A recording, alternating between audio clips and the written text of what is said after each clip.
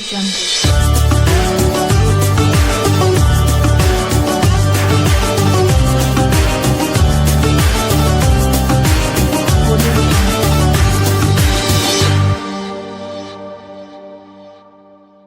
Assalamualaikum warahmatullahi wabarakatuh.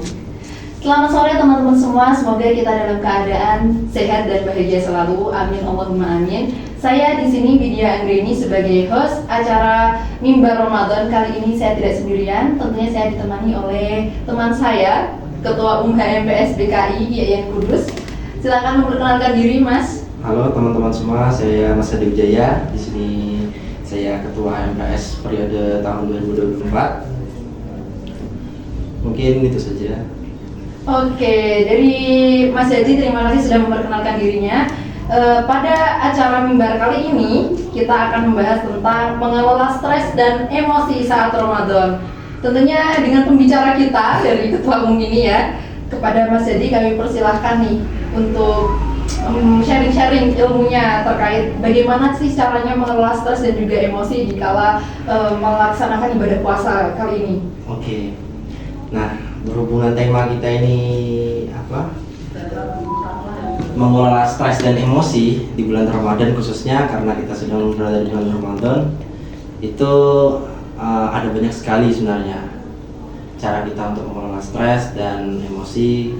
Tapi kita harus cari tahu dulu alasan kenapa kita bisa stres dan emosi tersebut. Karena ada banyak sekali ya, ibarat kita kenapa bisa stres, bisa emosi berlebihan. Terlebih lagi kan ini bulan suci yang dimana kita di bulan Ramadan ini disucikan kembali, kata-katanya seperti itu, yang dimana dengan kita melakukan beberapa banyak perubahan itu nanti semua bisa memiliki efek di kedepannya, yang dimana mungkin sebelumnya kita sangat buruk, bukannya sangat buruk sih, kita memiliki banyak sekali kekurangan. Ibarat kita sering marah-marah, sering pikiran kita susah teratur, hati kita tidak tenang. Maka di bulan Ramadan ini adalah salah satu cara kita untuk dapat melatih itu semua. Dan kebetulan sekali tema hari ini kan tentang mengelola stres dan emosi saat bulan Ramadan. Nah, jadi masuk saja mengelola stres dan emosi. Mungkin itu dua hal yang tidak terpisahkan, karena emosi dan stres itu mereka saling bertertarikan. Nah, bertertarikan. Jadi dengan adanya ketertarikan tersebut, jika kita mudah terkena, kita mudah tertarik, kita mudah terhanyutkan, khususnya dalam stres dan emosi, itu akan membuat hidup kita tuh sangat susah sekali. Kita nanti akhirnya akan mengalami kehidupan yang kurang bahagia, mengalami ketidaktenangan, khususnya seperti itu. Dan cara-caranya yang pertama adalah dengan banyak melakukan terapi, namanya itu terapi kesabaran. Nah, mungkin dalam psikoterapi itu ada namanya terapi kesabaran dan juga terapi zikir salah satunya. Nah, itu semua merupakan salah satu cara agar kita dapat melatih emosi dan stres kita. Kenapa dengan harus sabar dan berzikir? Karena dengan cara itu kita bisa melatih emosi, dan dari dua cara itu juga yang mengingatkan kita kepada Allah Subhanahu wa taala.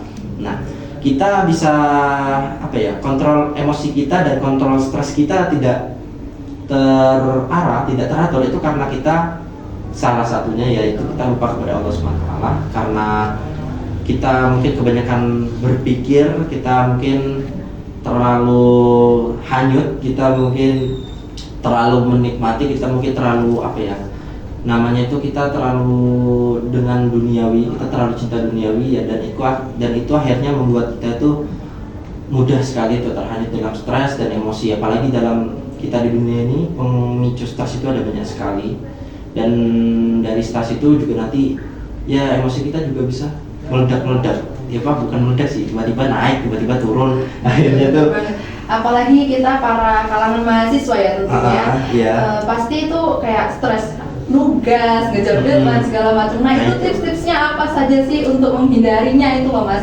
Mungkin dari yang tadinya banyak tekanan apa ya, merasa menjadi harapan orang tua kan gitu Ya. kan sebagai mahasiswa. Tentunya pasti Mas Jadi juga merasakan pernah. Nah, Apa sih tips dari Mas Jadi untuk menghindari rasa stres dan juga mengontrol emosinya itu seperti apa sebagai seorang mahasiswa? sebagai seorang mahasiswa, ya kalau semisal tadi tugas ya deadline, ya pertama kita harus mengerti dulu apa mata kuliah tersebut, pelajaran tersebut, tugas-tugas tersebut itu deadline-nya kapan. Dan biasa penyakitnya mahasiswa itu karena suka diundur-undur. Iya, betul sekali. Diundur, akhirnya kita bermalas-malasan, akhirnya ya mepet deadline, hingga akhirnya kita stres, terus akhirnya kita jadi emosi. Ya caranya kita harus bisa manajemen waktu. Manajemen waktu itu banyak sekali caranya, dan salah satunya dengan cara kita tuh selalu ingat apa tujuan kita. Kita ngerti kita kuliah itu untuk apa, dan jika kita sudah mengerti kita kuliah itu untuk ibarat kita untuk mencari ilmu, itu salah satu niatan biasa kalangan mahasiswa, membahagiakan kepada orang tua. Kita harus ingat itu, dan kalau kita ingat itu semua, insya Allah dengan adanya kita manajemen waktu itu akan menjadi lebih mudah dan akan menjadi lebih simpel gitu. Dan ada lagi yaitu seperti kita lebih banyak membaca buku, kita lebih banyak sharing-sharing dengan teman, kayak seperti ini podcast mimbar, itu kita bisa melakukan sharing-sharing, dan itu semua akan menjadi ilmu untuk bekal kita untuk masa depan kita juga, seperti itu.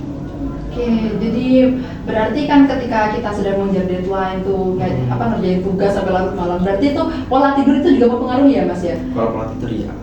Tentunya ya. Jadi selain kita menghindari dari yang namanya